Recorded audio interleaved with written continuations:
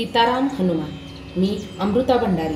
व्रत म्हणजे पुण्यसंचय, आत्मशुद्धी आणि भगवंताशी जोडणारा अदृश्य धागा. पण जर व्रत करताना काही छोट्या छोट्या चुका केल्या तर त्या पुण्याच्या जागी दोष निर्माण करू शकतात. आज आपण जाणून घेणार आहोत व्रत करताना कोणत्या चुका टाळाव्यात आणि त्यामागचं आध्यात्मिक व वैज्ञानिक कारण काय आहे. व्रत म्हणजे काय?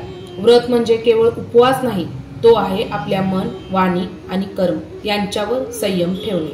शरीर उपाशी असतं पण मन तर शांत असावं लागतं. व्रत हे एक प्रकारचं शरीर मनाचं तप आहे.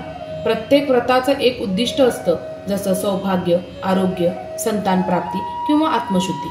पण जर आपण व्रत करताना अज्ञानाने, काही गाफीलपणाने काही चुका केल्या तर त्या व्रताचा फायदा मिळत नाही, उलट परिणाम होऊ शकतात. व्रत करताना काटेकोरपणे पाळा ह्या होणाऱ्या आपल्या चुका.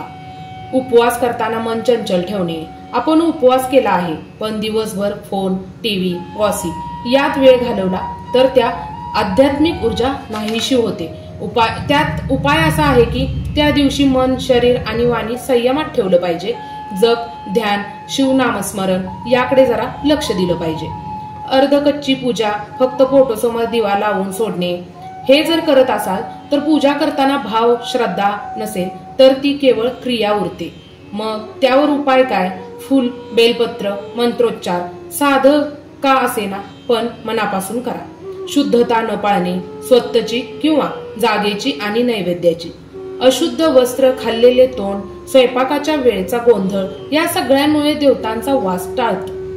उपाय असा आहे याच्यावर की व्रताच्या दिवशी सकाळी आंघोळ करूनच पूजा करा. नैवेद्य स्वच्छ हाताने भक्तिभावाने बनवा. पुढे मंत्र चुकीचे उच्चारणे किंवा मोबाईलवरून फक्त ऐकणे हे सगळं चुकीचं आहे. चुकीचा उच्चार केल्यास अर्थच बदलतो. यावर उपाय असा की कमी मंत्र घ्या पण योग्य उच्चारात. उदाहरणार्थ ओम नमः शिवाय हे जपणं सुद्धा अत्यंत प्रभावी आहे.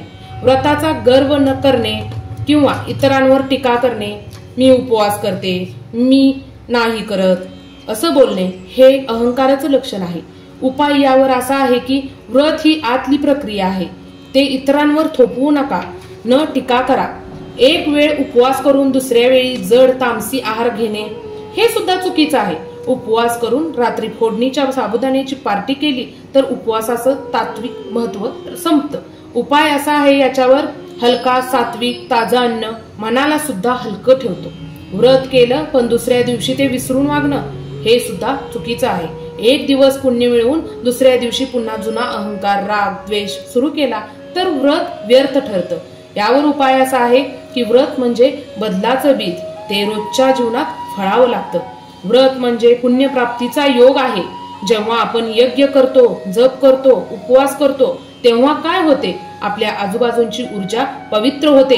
मनाचं केंद्र एकाच ठिकाणी येतं. आपण वासनांवर, रागांवर, लोभावर विजय मिळवतो. म्हणूनच व्रत करताना एकदाही चुकीचा विचार मनात आला तरी त्याचा परिणाम होतो, कारण त्या दिवशी आपण ऊर्जेच्या संवेदनशील अवस्थेत असतो.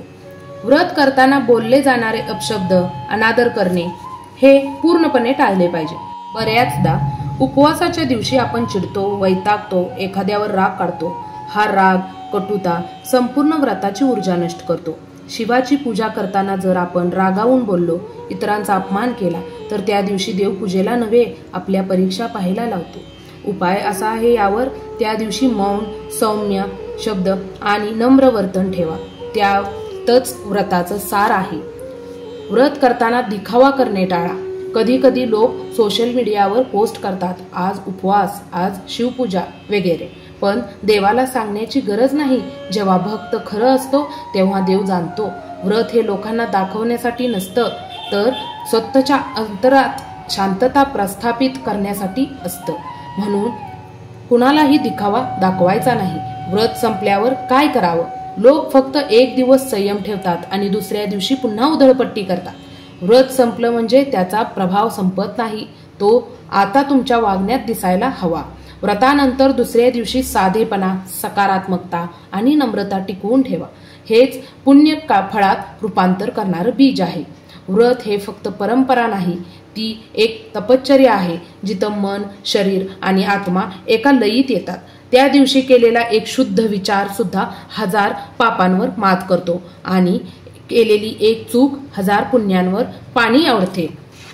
हे सगळं लक्षात ठेवा, कारण उपवास म्हणजे केवळ अन्न त्याग नव्हे, तो आहे वर्तन, विचार आणि आत्म्याची शुद्धता.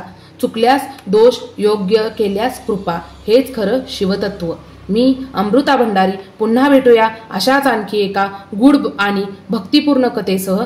तोवर आमच्या चॅनलवरती नवीन असाल तर चॅनलला सबस्क्राईब करून जावा आणि संयम ठेवा, श्रद्धा ठेवा. कष्ट हर, दुःख हर, दारिद्र्य हर. हर हर महादेव. सीताराम हनुमान.